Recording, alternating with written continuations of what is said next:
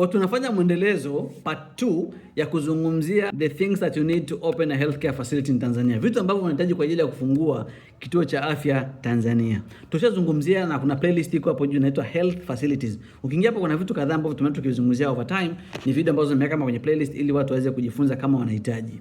Sasa kipengele cha leo naomba tuzungumzie staffing. Staffing basically ni kipengele kinachozungumzia rasilimali watu, human resource. Na kwenye hiki kipengele naomba uelewe kwamba kuna human resources makundi mawili kwenye vituo vya afya. Kundi la kwanza tunaita medical staff na kundi la pili tunaita non-medical staff. Medical staff ni kina madaktari, manesi, wauguzi, wa famasia, wataalamu wa maabara, phlebotomists na kadhalika.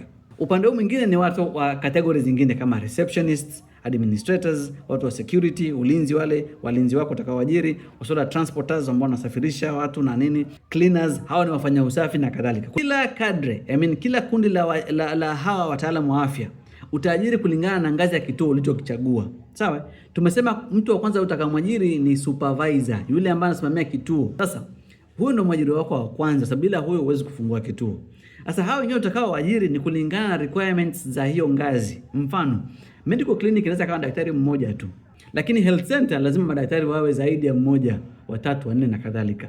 Hospitali zinahitaji madaktari karibu 8 na kuendelea. Kwa hiyo kulingana na ngazi ya kituo utahitaji daktari au utahitaji wataalamu wa afya wa idadi ya hiyo ngazi. Assistant nurse, enrolled nurse, sijui assistant nurses, kuna medical attendants. Hawa watu wote, kuna lab scientists, kuna lab technicians, lab technologists, kuna pharmacists, farm technologists, ndio wanatoka farm tech wale na nini. So there are so many categories pale, na kila category ina idadi ya watu wanaohitajika kulingana na ngazi ya kituo. Kwa hiyo ni vizuri sana ukafahamu ngazi ipi ya kituo inahitaji watu kiasi gani. Kama wewe ni daktari, ni dentist, labda ni DDS, na ni general practitioner. DDS anaweza akafungua labda ni basic dental au ni comprehensive dental. Kwenye hizi ngazi watu wanahitajika ni wachache na haifanani na ngazi ya nini? Specialized dental hospitals ambazo zinahitaji more people. Sawa. Optometrist clinics nazo ni tofauti sana na clinics ambazo ni za ophthalmology ile kubwa ambazo ni specialized ophthalmology clinics. Mnanielewa hapo? Kwa hiyo ni tofauti kulingana na ngazi. Sasa hawa waajiriwa ukiwaleta, kuna vitu ambavyo wanatakiwa wawe navyo. Kuna documents 5 na kuna kama tuseme vitu vingine vitatu ambavyo ni muhimu sana. Hivi vitatu tuanze navyo kwanza. Cha kwanza lazima awe na namba ya NIDA. Meaning lazima awe Mtanzania. Kama sio Mtanzania lazima utapeleka documents ambazo za mtu ambaye sio Mtanzania na atafanya registration ya nini? Ya procedures zingine za immigration ambazo anakuwa shapitia kule. Kuna permits anakuwa nazo. Lakini tuseme kama tunazungumzia wa Tanzania. Namba ya NIDA. Kwa sababu details zake yeye zitakuwa drawn kutokea pale. Ukishamsajili tu pale ukiingiza namba yake ya NIDA, data zake zote NIDA zinakuja kwa wewe, unamjua zaidi, unajua amezaliwa wapi na nini, details zote zinakuja pale. Lakini jambo la pili ambalo ni muhimu sana ni namba yake ya usajili. Mfano kama daktari ni medical doctor, sisi tumesajiliwa na Medical Council of Tanganyika. Namba yangu mimi ni unique kwangu mimi. Hamna mtu mwingine na hiyo namba yangu mimi. Kwa kila mtaalamu wa afya, mfano kama ni mfamasia wana namba yao ambao ni unique kwake yeye peke yake, Pharmacy Council wanazitoa. Kwa upande wa manesi na wakunga kuna TNMC number. Sawa, Tanzania Nursing and Maternity Council ambayo inasimamia masuala yote ya utaalamu kwa upande wa wauguzi na wakunga. Specific number ya TNMC ambao wanakuwa nayo. Wataalamu wa maabara wana FRP namba zao. Wataalamu sijui radiolojia wana namba zao. Sijui kuna wale wenye vitu sijui vya TAEC na nini, kuna specific numbers for everyone. Hizi namba inabidi ziingie kwenye mfumo ili wa verify kama kweli wako registered and allowed to practice. Vitu viwili hivyo. Lazima awe mtu amesajiliwa na anaruhusiwa kupractice. Unaweza kama umesajiliwa lakini uruhusiwi. So that's something that needs to be checked. Lazima ukishapata ile namba una verify. Ukimuuliza kwenye mfumo naye namba details zake nazo kutoka kule zinakuja huku. Kwa hiyo inaonekana kabisa kwamba ameshasajiliwa. Kama huyu mtu alishakuwa ameajiriwa sehemu nyingine, itakwambia kwamba huyu tayari ana supervise kituo kingine au ni mwajiriwa sehemu nyingine. Kwa hiyo utakuwa unajua kabisa sema daktari tunacheza sana hizi mambo hapa time na nini, watu wanahangaika mno.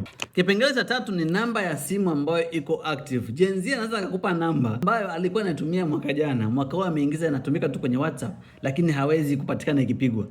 Namba inapigwa akamwambia mimi hiyo namba sipatikani kwa sababu namba yangu inapatikana hii nyingine. It's crazy. Kwa hiyo akupe namba ambayo inapatikana. Very important. Kwa hivyo ni vitu vitatu muhimu sana vya mwanzo kabisa. Kutokea hapo nitakuwa kupe documents. Kuna documents 5 za kuupload kwenye mfumo. Lazima uupload hizo documents. Number 1, professional certificate. Lazima aonekane huyu mtu kwamba kweli ni professional kwenye sekta anayosema yeye ndio. Kama daktari atoe cheti chake cha udaktari, ile degree ile iwepo certified copy. Kama amesoma nje, kuwe na certified copy ya hiyo cheti na kwa lugha aliyosomea. Mfano labda mtu amesoma Cuba, Sawa, amesomea in Spanish. Pate translated document ambao utaingiza kwenye mfumo kule. Kwa hiyo unazunganisha tu kwamba unazimaji zile PDF tu zinakuwa ni kwamba ukishapata tu cheti chake na translation. Sababu unaweza ka-upload cheti DMO kule anaangalia kile cheti kiko in Russian au kipo in Korean au kipo sijui in what language. Kwa hiyo anashindwa kuelewa kwamba hapa vipi. Kwa nataka aone kile cheti pia kuna translation yake na iwe official translation pamoja na certification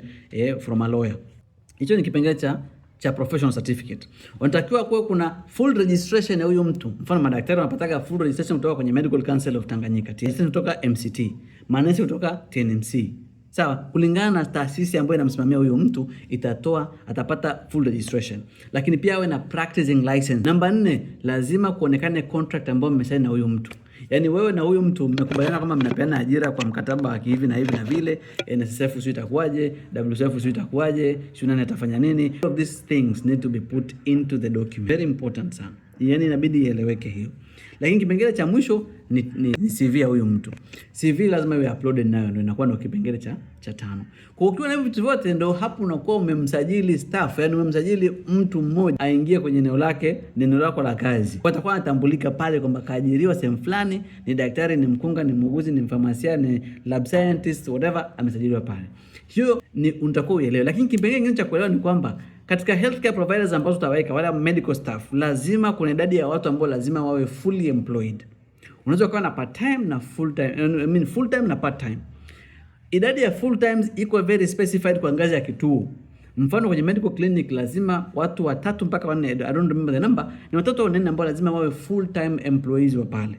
Wengine wakiwa part time not bad. Hiyo ni jinsi ambavyo wizara inataka. This is according to the ministry, unaweza comply as per requirement.